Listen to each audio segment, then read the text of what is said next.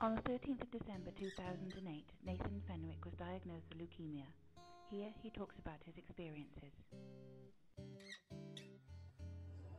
Well, it was a pretty big shock. I mean, essentially the doctor said we thought we had pneumonia. It turns out we have leukemia, which I knew at the time was before cancer.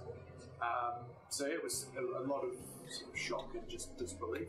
I was very fortunate. My doctor was a very good one, and he very quickly explained the odds and the words that he said, which I carried through with me the whole time. It's like, this is not going to be easy. It's going to be a fight, but you don't need to go start writing a will just yet.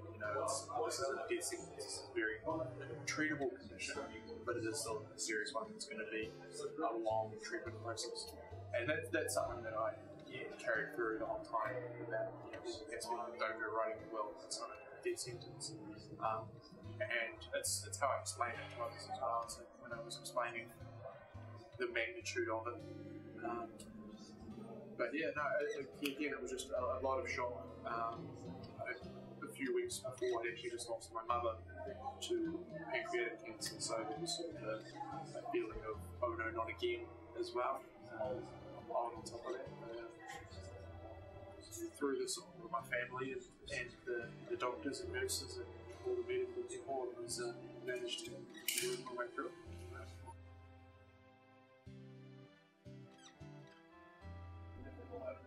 It was a big mix of reaction. My family in particular, like myself, was sort of, oh no, not again, as I said, because I lost my mother recently to cancer. But they all rallied around me and gave me a lot of support, and my friends as well gave me a lot of support, even more than I was anticipating or could hope for. I mean, I had friends that were sort of mates, but not friends. They would call for the car breakdown, and I was getting texts from them saying, "Hey, look, if you need a transplant, I'll take the test. You can get a cordless drill if need be, and whip it in my marrow and give you some of mine." And the response was amazing. Just everyone rallied around and was offering, any way they can. I had friends wanting to go down to the donation centres and donate blood because they knew that was a big part of it as well. So yeah, it was. I couldn't have asked for more support from friends, family, and again from the nurses as well. They're great support network as well. So it was. It made it easier on me having that backup there and knowing that I could just focus on getting better, and they can help me manage all the other stuff. There's a lot of other things you don't even think about with work. Basically, I moved out of my place because I was going to be in treatment for 6 months or more. And all my friends and family were the ones that took care of that for me, so I could just focus on dealing with my treatment, getting through my treatment, and living a nice long and healthy life afterwards. My first contact with the foundation was basically they turned up in my room and just said, "Hey, we're here for Leukemia and Blood Foundation at the time, and you have leukemia, so we're here to come and give you some support." They, completely on their own initiative, reached out to me and to my family to offer their support, and were making regular visits in to see me. I was in hospital for just under 6 months, on and off from start to finish. So they were in there frequently, just checking out all of that. But that initial contact was my name must have been registered and people with leukemia, and they came in and introduced themselves and offered their support without even being asked. For me personally, a lot of the support was having someone to talk to who had witnessed a lot of this before. My doctors were great, my nurses were great, but as medical professionals, they've got to be a little bit sort of careful on how they phrase things and what they tell you.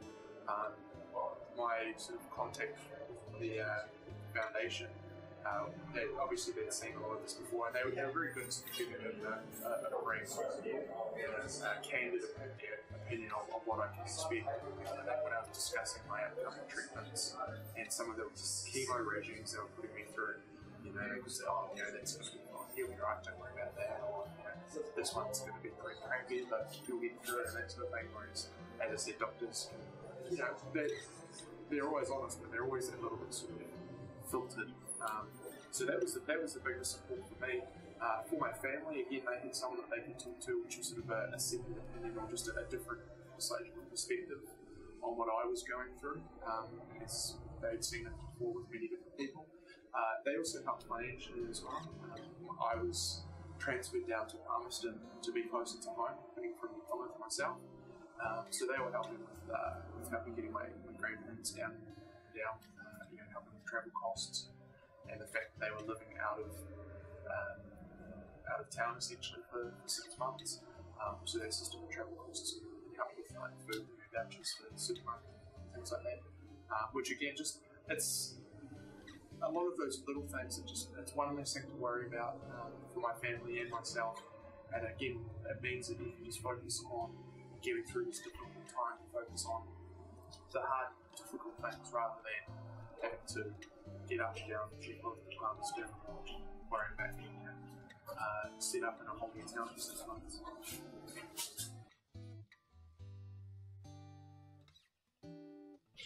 The biggest bit of advice that I got, which I always tell anyone going through something similar, is something that one of the nurses told me when I was first diagnosed, and that's to stay positive.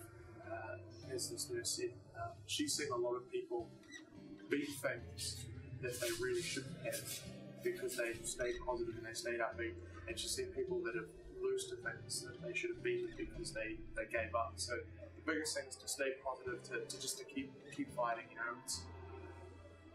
It's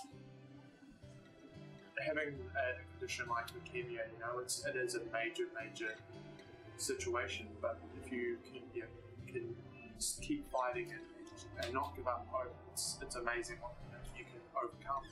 And that's the biggest thing for me. I mean, it's something I always felt the whole time was to keep fighting, to whatever obstacles were put in front of me, whether it was some secondary illnesses or some horrible things from chemo or anything like that. It was just to keep on trucking basically, and keep fighting. You've got a fighting chance. For me, my biggest message I want to get out there now is one of thanks. I mean, I'm coming through the end of the ordeal, and there's been a lot of people in my life that have helped me through this, and I wouldn't have been able to get through it without their help.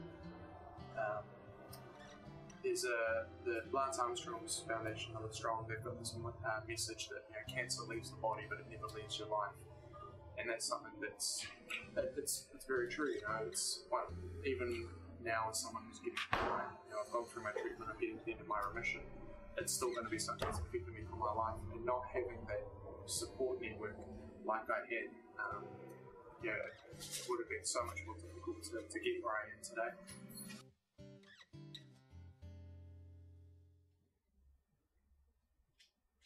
So just a personal message from myself to the LBC, just a message of thanks for everything that you've done for myself and for the thousands of people that have gone through the ordeal of being diagnosed with leukemia or another form of blood cancer. The work you're doing is valuable. There's so many people that owe you a huge debt of gratitude and thanks. And I just want to, on behalf of myself and them, just say thank you and keep up the good work. You're literally saving lives, and it means a lot to a lot of people. So thank you.